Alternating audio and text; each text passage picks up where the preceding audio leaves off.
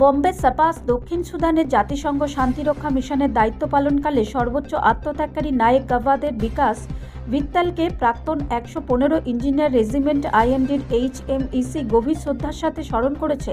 নায়েক গাভাদে আপার নাইলে একটি গুরুত্বপূর্ণ সরবরাহ পথ পুনরুদ্ধার করার সময় নিজের জীবন উৎসর্গ করেন।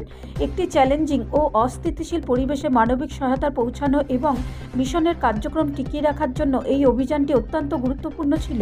তার এই কাজটি ইঞ্জিনিয়ার কোরের সর্বোচ্চ ঐতিহ্যকে তুলে ধরেছে, যা প্রযুক্তিগত উৎকর্ষ, সাহস এবং সীমান্তের ঊর্ধ্বে সেবার প্রতি অবিচল প্রতিশ্রুতির এক অনন্য সম্বন্ধ।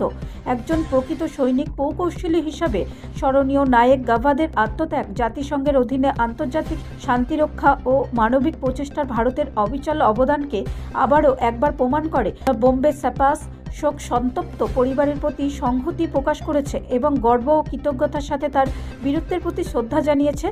ভারতীয় সেনাবাহিনীর নায়েক গাভাদের বিকাশ ভিত্তালের বীরত্ব ও নিঃস্বার্থ সেবাকে স্যালুট জানায়, যার উত্তরাধিকার ভবিষ্যৎ প্রজন্মের সৈনিক প্রকৌশলীদের অনুপ্রাণিত করে যাবে।